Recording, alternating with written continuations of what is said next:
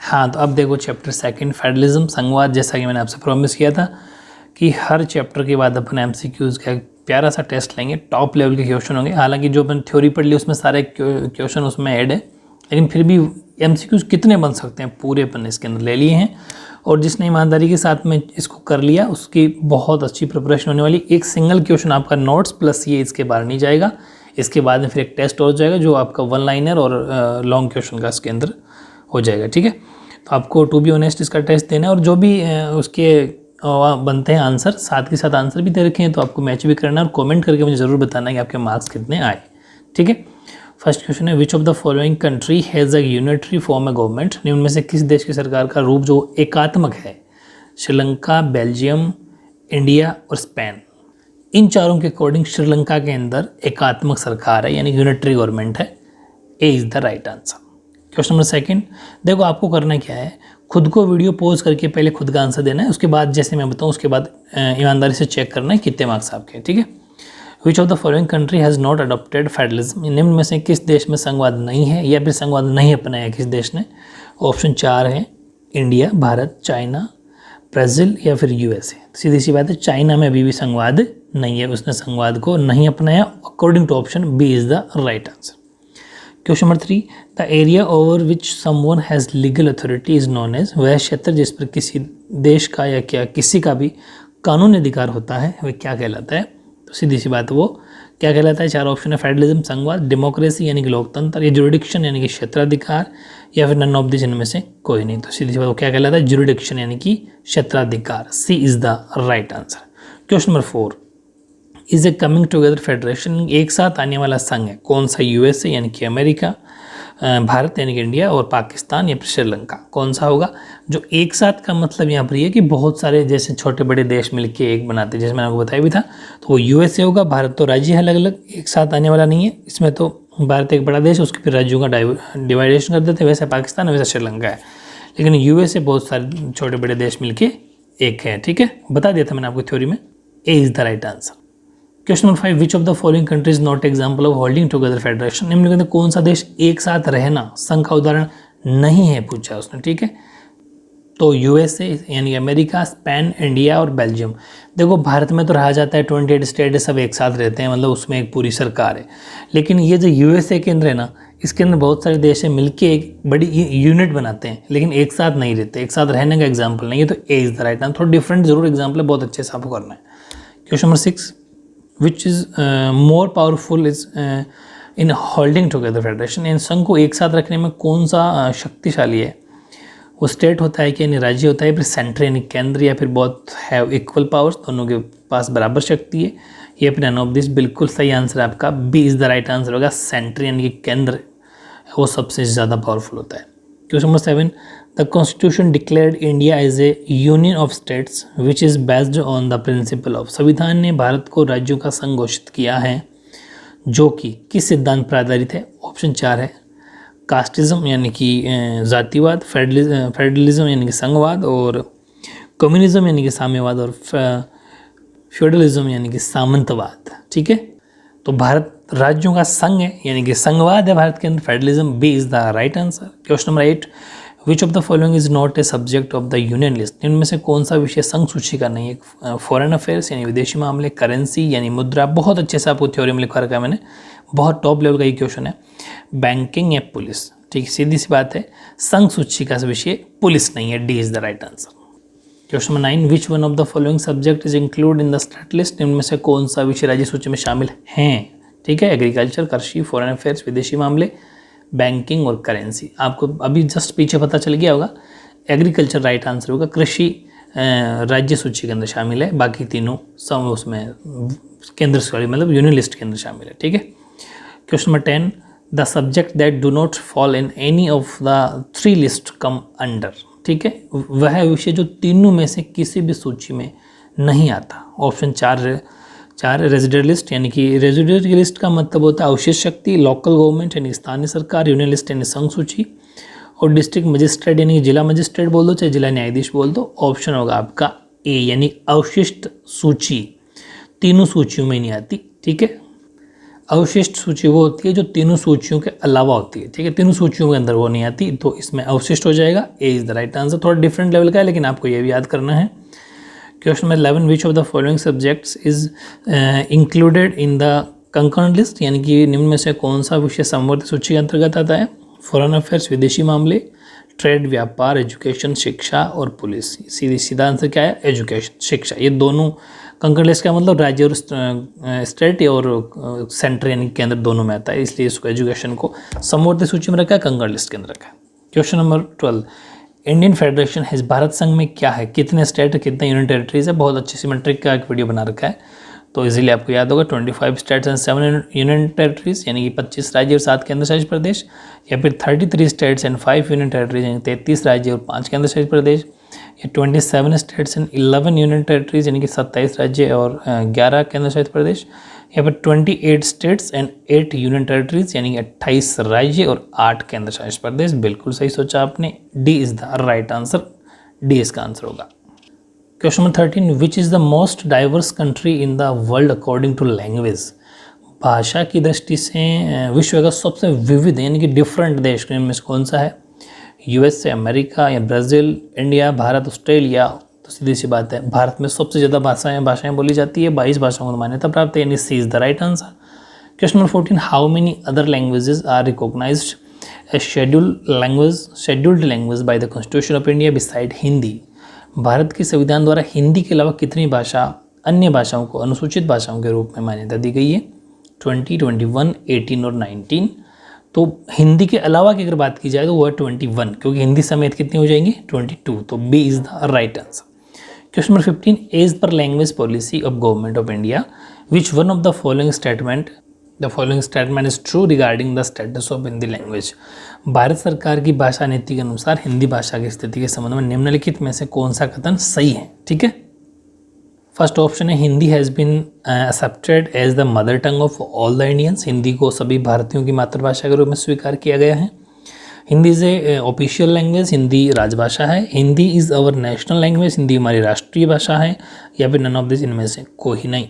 तो B is the right answer, Hindi is the official language, Hindi राजभाषा है। Question number 16, Indian constitution provides देश, उस देश में क्या आएगा? टायर्स ऑफ गवर्नमेंट, यानी कि भारत के संविधान में सरकार के कितने स्तरों का प्रावधान किया गया है? तो 3 का, 2 का, 4 का या 5 का? सबका ठीक आंसर होगा आई थिंक ए, 3 यानी 3। Question number 17, who is the political head of gram panchayat? Gram panchayat का राजनीतिक प्रमुख कौन है? सरपंच, पंच, मेयर या चेयरपर्सन या चेयरमैन? तो सबका आंसर ठीक होगा, क्योंकि जो ग्राम पंचायत का मेन हेड होता है sarpanch. A is the right answer. Question number 18, which of these is not a part of 3 tier system of panchayati raj? इनमें से कौन सा जो विकल्प है वो पंचायती राज की त्रिस्तरीय व्यवस्था का हिस्सा नहीं है? म्यूनिसिपैलिटीज यानी कि नगर पालिका, ग्राम पंचायत या पंचायत समिति या जिला परिषद? तो इसका आंसर भी सबका ठीक हुआ होगा, A is the right answer. Municipalities, नगर पालिका नहीं आती, नगर पालिका तो शहरी के अंदर आती है। पंचायती राज के अंदर 3 आती है, ग्राम पंचायत, पंचायत समिति और जिला परिषद, ठीक है, यानी कि A is the right answer हो जाएगा 18 में। 19, who is the political head of municipal corporation? नगर निगम का राजनीतिक प्रमुख कौन होता है? चेयरपर्सन यानी कि अध्यक्ष, या डिस्ट्रिक्ट मजिस्ट्रेट, जिला न्यायाधीश, या फिर मेयर, या फिर नन ऑफ दिस? सबका ठीक आंसर हुआ होगा। मैंने पूछा नगर निगम यानी म्यूनिसिपल कॉर्पोरेशन, तो इसका आंसर क्या हो जाएगा? C, mayor. Question number 20, Pokhran is located in? Pokhran स्थित है बाड़मेर में, जयपुर में, जैसलमेर में, भरतपुर में? ध्यान रखना, पोखरण वो जगह है जहाँ पर हमने परमाणु परीक्षण किया था, ठीक है, अटल बिहारी वाजपेयी सरकार के टाइम पर हमने एटम बम का जहाँ पर परीक्षण किया था, जहाँ पर चेक किया था, तो वो जगह है जैसलमेर के अंदर, ठीक है, C is the right answer. Question number 21, वास्तविक विकेंद्रीकरण की दिशा में एक नया कदम किस वर्ष उठाया गया? A new step towards true decentralisation was taken in which year? Option 4 है 1991, 1992, 1995, 1998। तो B is the right answer, 1992, 1992 के अंदर। क्वेश्चन नंबर 22, भारतीय संविधान की 8वीं अनुसूची में कितनी भाषाओं का समावेश है? How many languages are included in the 18th schedule of the Indian constitution? 20, 21, 22, 23? सबका ठीक आंसर है C is the right answer, 22 भाषाओं का 22। क्वेश्चन नंबर 23, निम्न में से किस राज्य का गठन भाषा के आधार पर नहीं हुआ है? ध्यान रखना, एग्जाम के अंदर बहुत बार हुआ पूछ लेता है, कभी नहीं, तो नहीं पे जरूर ध्यान रखना। नागालैंड, उत्तराखंड, झारखंड और ये सभी बोलेंगे। Which of the following state has not been formed on the basis of language. तो सबका ठीक आंसर तीनों का ही नहीं हुआ है, मतलब कि D is the right answer. ये सभी मतलब इन तीनों का ही भाषा के आधार पर लैंग्वेज के बेस पर फॉर्म्ड या फॉर्मेशन नहीं हुआ है, मतलब कि गठन नहीं हुआ है। क्वेश्चन 24, निम्नलिखित में से किस राज्य को भारतीय संविधान के अनुच्छेद 371 के तहत विशेष शक्तियां प्राप्त है। विच of the following states has special power under article 371 of the Indian constitution. Option 4 है असम, नागालैंड, मिजोरम या ये सभी। बिल्कुल सही आंसर है आपका चारों ही, मतलब सॉरी तीनों ही, मतलब कि ये सभी। चौथा आंसर होगा D is the right answer. 371 के तहत तीनों को ही स्पेशल पावर है, विशेष शक्तियां असम, नागालैंड, मिजोरम, ठीक है, तीनों को ही। तो ये सभी D is the right answer 24 में। 25 है संविधान और विभिन्न स्तरों की सरकारों के बीच, या फिर संविधान और विभिन्न स्तरों की सरकारों के अधिकारों की व्याख्या करने का अधिकार किसके पास है। बीच कटा हुआ, बीच नहीं है। Who has the right to interpret the constitution and the powers of the different levels of government. न्यायालय यानी कि कोर्ट, प्रधानमंत्री प्राइम मिनिस्टर, राष्ट्रपति प्रेसिडेंट और मुख्यमंत्री चीफ मिनिस्टर। तो ध्यान रखना न्यायालय के पास में ऐसी पावर है, यानी कि court. A is the right answer. Question number 26, शासन की किस व्यवस्था में सरकार 2 या अधिक स्तरों वाली होती है। In which system of government there are 2 or more levels of government. Option 4 है फर्स्ट एकात्मक व्यवस्था इन यूनिटरी सिस्टम, संघीय व्यवस्था इन फेडरलिज्म सिस्टम, सामुदायिक व्यवस्था इन कम्युनिटी सिस्टम, और इनमें से कोई नहीं, नन ऑफ दिस।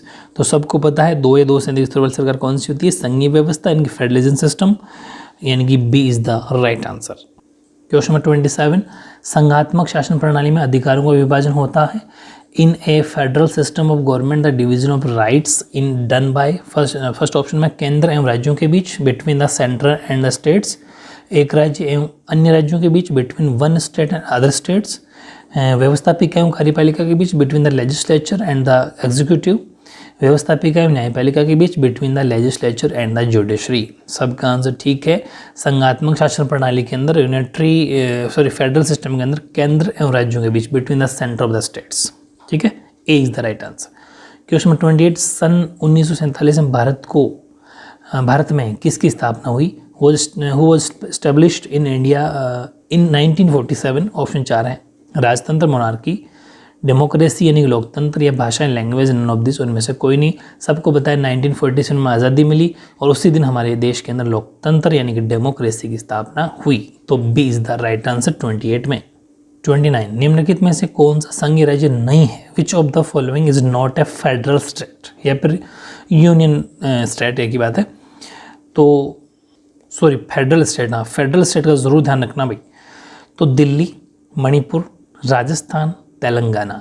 ध्यान रखना A is the right answer. Delhi संघीय राज्य नहीं है, दिल्ली एक केंद्र शासित प्रदेश है, ठीक है, यूनियन टेरिटरी है।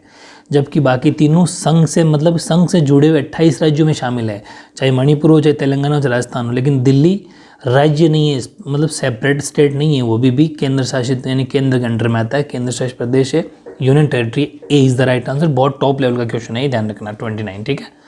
अब देखते हैं अपन 30, लास्ट क्वेश्चन अपना। ग्रामीण स्थानीय सरकार को किस नाम से जाना जाता है। By what other name is rural local government known. Panchayati raj, लोकतंत्र, डेमोक्रेसी, केंद्र सरकार सेंट्रल गवर्नमेंट, और राज्य सरकार स्टेट गवर्नमेंट, ठीक है। सब जानते हो ग्रामीण स्थानीय सरकार को पंचायती राज के नाम से जाना जाता है। A is the right answer. Top level के 30 क्वेश्चन थे, आई थिंक 30 में से 30 आउट ऑफ 30 आपके आए होंगे। मुझे ज़रूर कमेंट करके बताना है कि आपके मार्क्स क्या आए, बिल्कुल ईमानदारी के साथ में। अगर मार्क्स कम आते तो कोई बात नहीं, एक बार फिर टेस्ट दो, 2 बार। तो एग्ज़ाम से पहले मिनिमम कम से कम आपको 5 बार टेस्ट देना है। ऐसी मेहनत आपकी कहीं नहीं मिलेगी, ये मेरी गारंटी है। एक लाइन टू लाइन आपको नोट्स मिल रहे हैं, नोट्स के बाद में सुपर 30 या फिर 40 जितने भी MCQs बनते हैं वो, उसके बाद में आपके टेस्ट भी होने वाले हैं। तो मतलब बहुत टॉप लेवल की आप प्रिपरेशन करने जा रहे हो। बस जैसा मैं कहूँ वैसा आपको करते जाना है, ठीक है। लास्ट में अपन एक छोटी सी बात, जो हमेशा कोटेशन या जो सुविचार या मोटिवेशनल कुछ ही मान लो, वो हैं, ये आप सभी के लिए हैं, अपन सब के लिए हैं, जो मतलब सफलता के लिए कुछ करता है, वो वाली चीज़ें। तो सफलता एक दिन में नहीं मिलती, मगर ठान लो तो एक न एक दिन ज़रूर मिलती है। इस बात का वो ज़रूर ध्यान रखना है कि ऐसा नहीं कि आज ही बस प्रिपरेशन करिए, आज ही नौकरी लग जाएगी। हाँ, प्रिपरेशन करोगे तो एक न एक दिन ज़रूर मिलेगी, बस हिम्मत नहीं हारनी है। ऐसा नहीं कि एक प्रयास किया, 2 प्रयास, कोई बात नहीं, कितने प्रयास कर लो, कितने भी, वो कोई फ़र्क नहीं पड़ता, बस अपन को ईमानदारी से करना है ना, ईमानदारी से मेहनत करनी है, सफलता ज़रूर मिलेगी। ठीक है, तो आप सभी को आपके एग्ज़ाम की, आपके टेस्ट के लिए ऑल द बेस्ट। ठीक है, आपका टेस्ट सबसे अच्छा होगा। ठीक है, ओके।